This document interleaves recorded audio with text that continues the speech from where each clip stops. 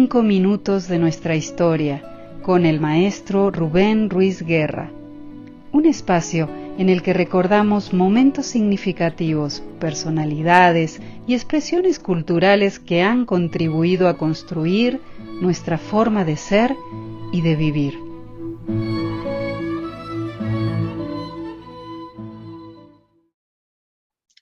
Hola, soy el profesor Rubén Ruiz de la Universidad Nacional Autónoma de México. Bienvenidos a una nueva emisión de 5 minutos de nuestra historia, una producción de la UNAM Chicago y el Centro de Investigaciones sobre América Latina y el Caribe de la Universidad Nacional Autónoma de México.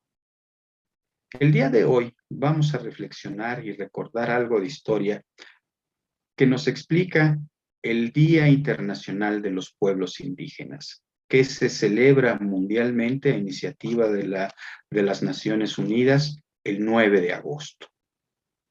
¿Qué significa que se recuerde o que se conmemore o que se dedique un día a reflexionar acerca de los pueblos indígenas? Significa fundamentalmente que hacemos conciencia de que dentro de nuestras sociedades hay una serie de grupos humanos muy numerosos, por cierto, que han tenido un papel importante a lo largo de nuestra historia, pero que en la actualidad y debido a un proceso histórico ocupan un lugar marginal, un lugar secundario, un lugar subordinado a las sociedades occidentales en las que estamos acostumbrados a vivir. Tendríamos que recordar que ser un pueblo indígena no significa nada más un particular color de piel. No significa nada más unas ciertas formas culturales muy diversas, muy amplias, admirables muchas de ellas, recordadas otras y algunas otras que hay quienes cuestionan.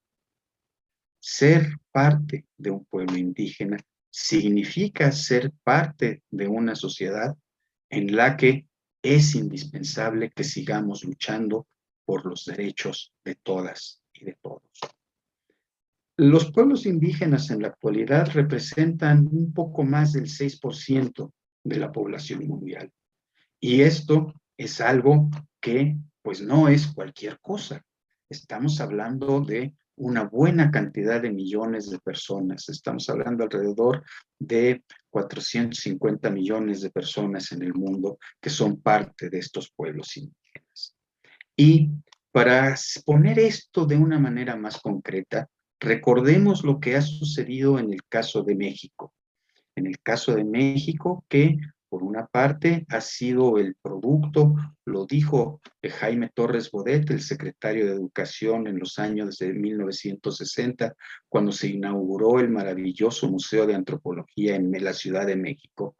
Él dice que nuestra sociedad es el doloroso producto de un encuentro entre nuestros pueblos indígenas y los europeos que llegaron a conquistar y colonizar.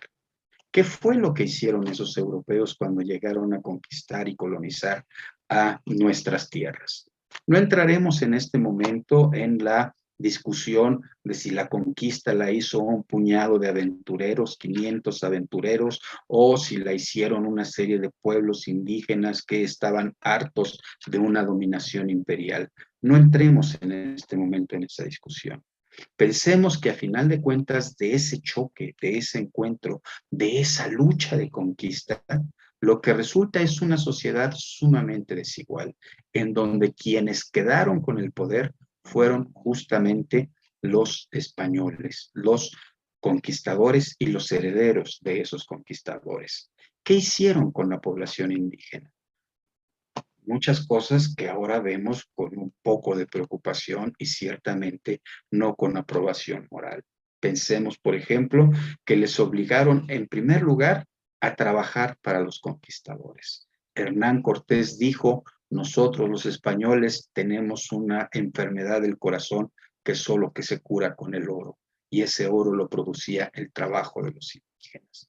Pero no solo eso, también trajeron enfermedades para las cuales estos indígenas no tenían una protección natural, no tenían anticuerpos, como por ejemplo la viruela, el gran macazáhuatl. Y eso generó una pérdida de población verdaderamente impresionante. Pero además se les obligó a dejar sus formas de creer, a dejar a sus divinidades y a adquirir, a adorar a una nueva divinidad. Y para enseñarles esa nueva religión, se les obligó a trabajar para los dominadores españoles. Como nos podemos dar cuenta, fue un trato bastante desigual. Un trato que, de acuerdo con algunos investigadores norteamericanos, significó la pérdida de millones de vidas en el siglo XVI, el novo hispano. Pero eso no se quedó ahí, se mantuvo todavía tiempo después. Una de las formas en que tiempo después se mantuvo la dominación hacia estos grupos indígenas fue el cobro de la capitación, un impuesto personal que pagaban todos los varones indígenas de entre juventud y la vejez, que tenían que pagar cada año y que se convirtió en un instrumento muy importante para el financiamiento del régimen de dominación. Esta experiencia histórica nos enseña, nos dice que efectivamente esta relación entre distintos grupos étnicos y en particular a esos grupos indígenas que han sido marginados, dominados, controlados por otros grupos sociales, requieren, necesitan, demandan un trato más igualitario en nuestras sociedades. Esta ha sido una emisión más de 5 minutos de nuestra historia. Soy el profesor Rubén Ruiz Guerra de la Universidad Nacional Autónoma de México y nos vemos, nos escuchamos en la próxima.